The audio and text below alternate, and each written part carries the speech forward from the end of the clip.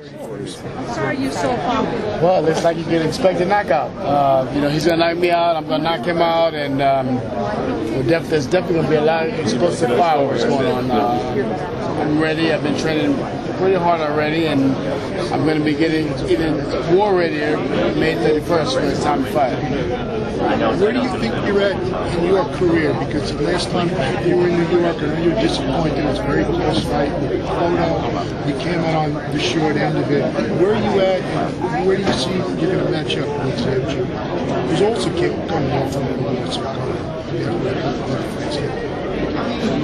the difference between me and my fight and Zab Judah's fight with Cotto is that he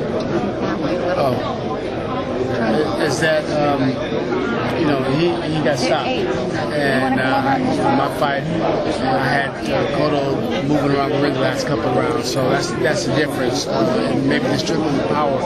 But Zab is an excellent fighter. He has great hand speed, great power, very explosive power, so anything can happen in the fight. But I'll be prepared. I'll be ready for all that. I'm just ready to get in there, and I'm ready to go back to camp and start training and just get ready. So you felt like Cotto was running out the clock toward the end of the fight?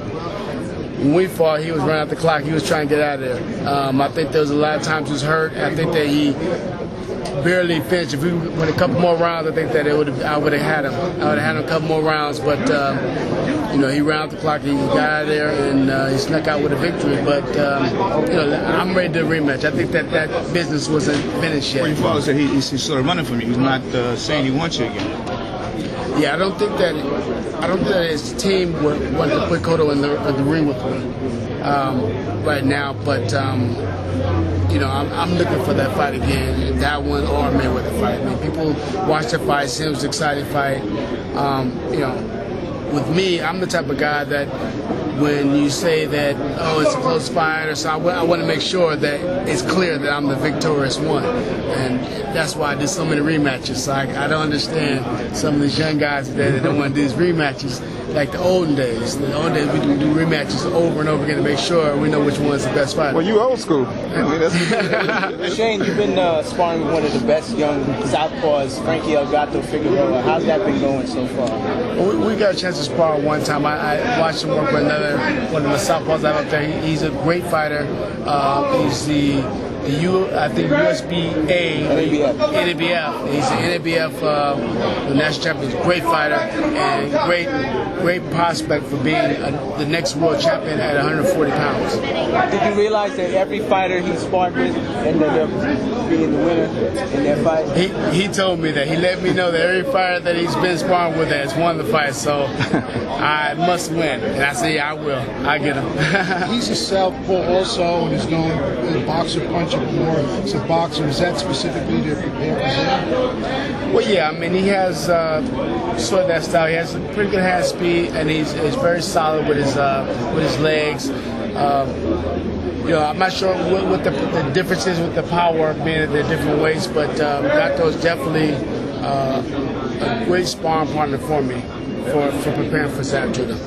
Zab seemed to imply that he was not training hard enough for his fight with Cotto. What do you make of that? Well, that shows his professionalism. He wasn't training hard enough for a big fight like Cotto. He should have been training hard enough to be in the ring with him. Zab sometimes falls short all the time, and I just can't see, like in 2 or 3 months, you get yourself together in 2 months, how you're going to make a difference in a big fight. You just can't do it. So we'll see. He says he's going to be ready, he's going to do all the right things, but it might be a little bit too late.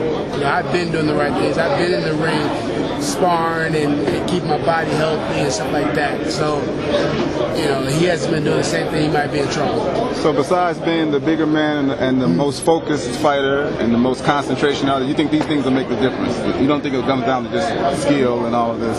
I think it comes down to skill and stuff too, but and also mentality, heart. Zab has a lot of heart and skill, but I think that these would be the main factors in the fight, especially leading into later rounds. that would determine the fight between me and Zab Judah. Is the way he lives his lifestyle, the way I live my lifestyle. Would you call Zab a front runner? I would say that he's been fighting like a front runner on a lot of his fights. Yes. All right. Zab's camp has made a lot about doping. Do you think that's going to distract from the actual fight? No, I mean that's good publicity, promotions, but everybody knows. I mean, I'm a clean fighter. I love to be healthy. I love to be clean.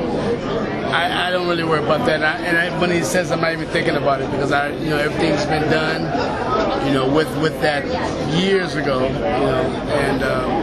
Yeah, whatever. I mean, if we can, like I said, we can test every week, and I wouldn't be to test him for some of the drugs that he might be taking too, on the side. And I'm not going to mention any names about the drugs, but some of the drugs he might be taking, we want to test every week. If I'm going to test, he's going to test too. All right. All right. All right. All right. Thank you.